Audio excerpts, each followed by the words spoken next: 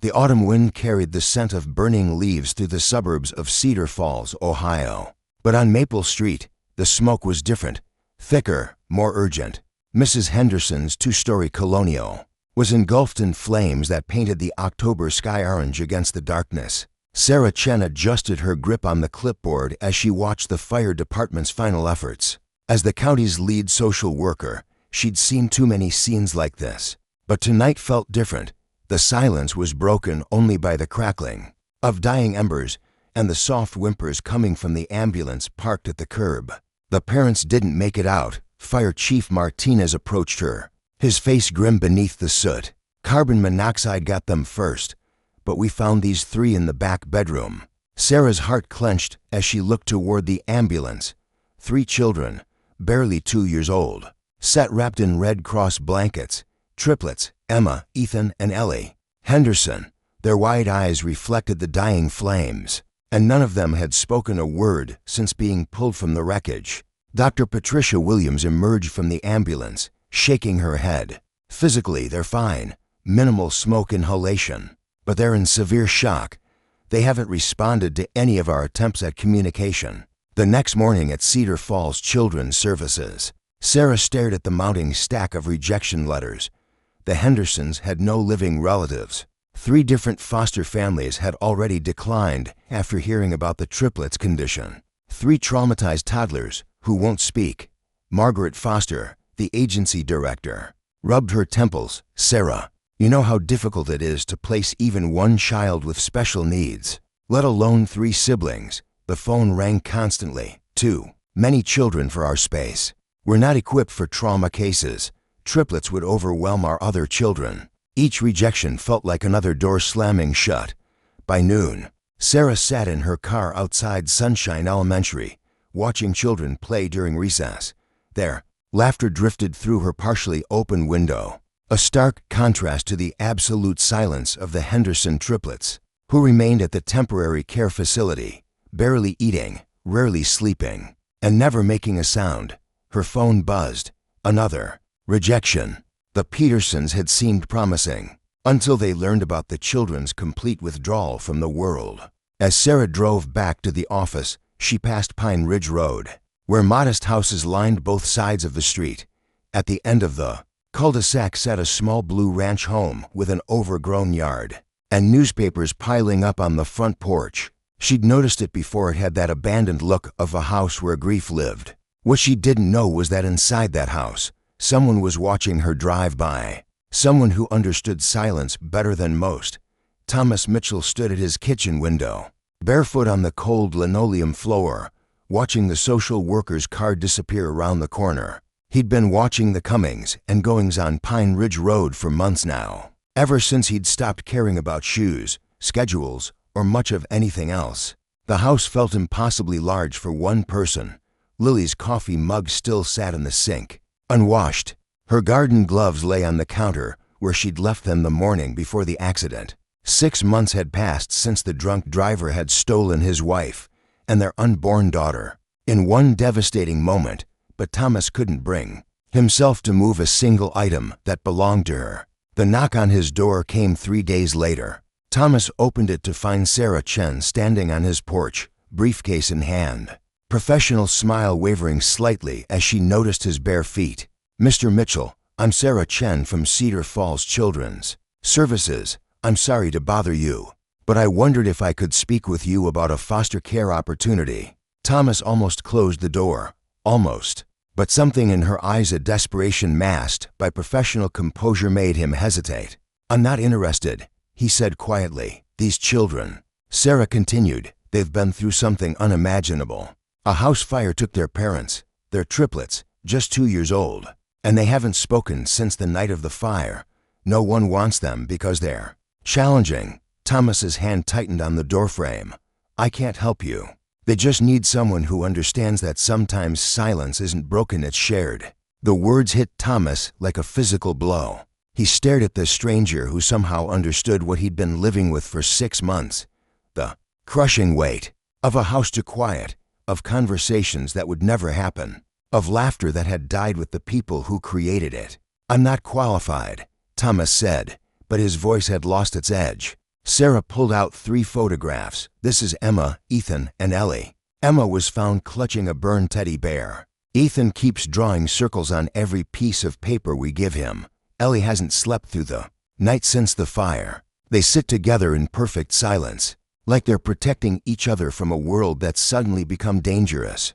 Thomas looked at the photos. 3 small faces, eyes that held too much knowledge for their age, children who understood, lost in a way that made adults uncomfortable. I work from home, Thomas heard himself saying. Software consulting, flexible schedule. The state provides support, training, resources. Sarah said quickly, sensing the shift. These children don't need someone perfect. They need someone who won't try to fix their silence.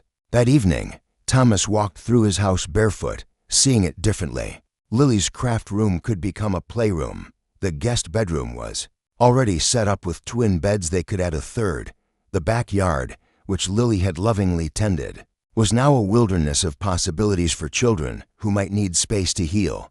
He called Sarah at 8 o'clock.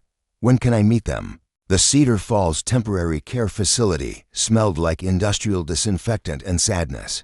Thomas followed Sarah down the hallway, his new shoes squeaking against the polished floor. He'd bought them that morning, along with car seats, sippy cups, and a dozen other items from a hastily Googled list titled Emergency Foster Care Supplies. They're in the playroom, Sarah explained, pausing outside a door with a small window. Fair warning, they might not acknowledge you at all. They've shut down completely since the fire.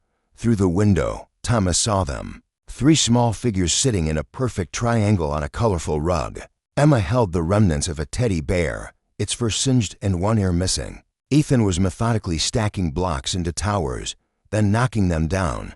Ellie simply stared at the wall, her thumb in her mouth. Hello, Thomas said softly as he entered the room. He didn't approach them directly. Instead, he sat cross-legged on the floor about 6 feet away, mirroring their position. The children didn't look at him, didn't acknowledge his presence at all. Thomas sat in silence, watching Ethan build and destroy his towers, watching Emma stroke her burned bear, watching Ellie's 1,000-yard stare. After 20 minutes, Sarah touched his shoulder. Maybe we should. No, Thomas said quietly. This is perfect. He understood what the children were doing. They were existing in a space between the before and after, where words had no meaning and silence was the only honest response to catastrophe. He'd been living in that same space for 6 months. The transition to Thomas's house happened gradually over the next week. Short visits at first, then longer stays, until finally, the triplets' few belongings were packed into garbage bags and loaded into Thomas's Honda. The first night was the hardest. The children sat on the living room floor in their triangle formation, while Thomas made dinner. Mac and cheese from a box. Lily would have laughed at his culinary regression, but it was something he could manage without burning down the kitchen. Dinner, he announced quietly, setting 3 small plates on the coffee table. He didn't try to separate them or make them sit in chairs. Instead, he brought his own plate and sat with them on the floor. They ate in complete silence. Emma fed tiny pieces of mac and cheese to her burned teddy bear. Ethan arranged his noodles into precise patterns before eating them. Ellie barely touched her food, but she watched Thomas carefully, as if trying to solve a puzzle. That night, Thomas set up the air mattress in the living room next to their chosen spot on the floor. The children had refused to sleep in the bedroom he'd prepared. They needed to stay together, in the open space where they could see all the exits. At 2 in the morning, Thomas woke to the sound of whimpering. Ellie was having a nightmare, but her siblings had moved closer, creating a protective barrier around her. Thomas didn't intervene.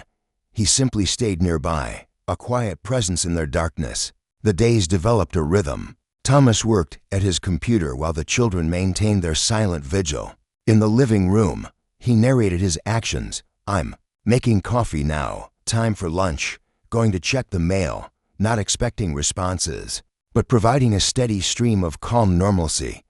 Dr. Williams visited twice a week. Have they spoken at all? She asked during the 2nd week. No, Thomas replied, watching Emma carefully arrange crayons by color. But Ethan built a tower yesterday and didn't knock it down. And Ellie smiled when I played music during lunch. Those are good signs, Dr. Williams said, making notes. But Thomas, you need to prepare yourself. Some children never recover their voices after trauma this severe. Are you prepared for that possibility? Thomas looked at the 3 children, who had somehow made his too-quiet house feel less empty. Yes, he said simply. I am. Winter arrived early in Cedar Falls, and with it came the first real breakthrough. Thomas was in the kitchen, making hot chocolate when he heard it, a sound so soft. He almost missed it. Humming. Ellie was humming, while she colored. A wordless melody that filled the silence like the first bird song after a long winter. Emma and Ethan looked up from their activities, startled by their sister's voice. But instead of stopping her, they moved closer, as if drawn to this first crack in their protective shell of silence. Thomas didn't comment on it, didn't make a big deal or call Dr. Williams immediately. He simply continued making hot chocolate, letting Ellie's humming wash over the house like a gentle rain after drought. The next breakthrough came 3 days later. Thomas was reading aloud from a picture book, something he'd started doing in the evenings, not expecting participation, just filling the silence with gentle words. Suddenly, Emma pointed to a picture of a dog and whispered, "Puppy." The word was barely audible, rusty from disuse, but it was there, real. Ethan immediately pointed to the same picture, and while he didn't speak, his eyes met Thomas's for the first time since they'd met.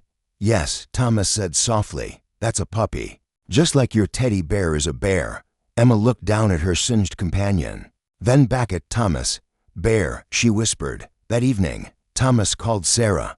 "They're starting to come back," he said, watching the triplets share a blanket on the couch. Ellie still humming her wordless song. "That's wonderful, Thomas.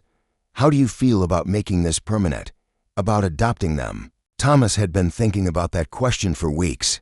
The house that had felt like a tomb 6 months ago now buzzed with quiet life.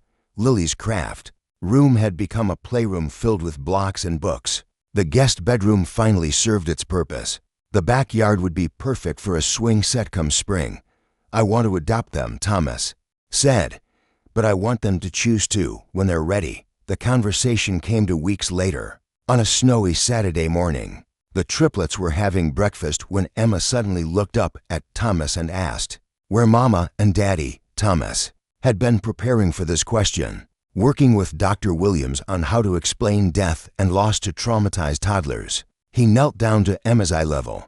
"Your Mama and Daddy were hurt in the fire," he said gently. "They can't come back, but they loved you very much, and they would want you to be safe and happy." Emma's eyes filled with tears, the first tears any of them had shed since the night of the fire. "They gone?" "Yes, sweetheart. They're gone." Ethan, who had been listening intently, finally spoke his first words. "We stay here." Thomas felt his own throat tighten. "Do you want to stay here with me?" All 3 children nodded solemnly. Ellie climbed into Thomas's lap and whispered, "You keep us safe." "Always," Thomas promised, holding her close while Emma and Ethan pressed against his sides. "I will always keep you safe." The adoption papers were finalized on a warm day in May. Thomas had asked the children if they wanted to keep their last name or take his. After much serious discussion among the 3 of them, they had become quite the chatterboxes. Once they started talking again, they decided they wanted to be Hendersons still. But they wanted Thomas to be a Henderson too. At the courthouse, Judge Martinez smiled as she made it official.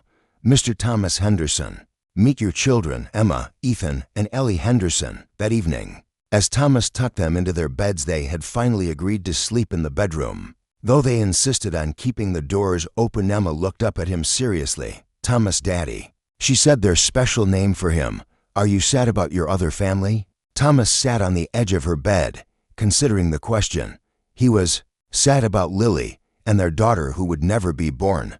He would always carry that loss. But sitting here, in a house filled with the voices of 3 children who had chosen to trust him with their healing hearts, he realized something important. "I am sad about them," he said honestly, "but I'm happy about us." Sometimes people can hold both feelings at the same time. Ethan, from his bed across the room, added, "Like how we miss our first Mama and Daddy, but we love our Thomas Daddy too."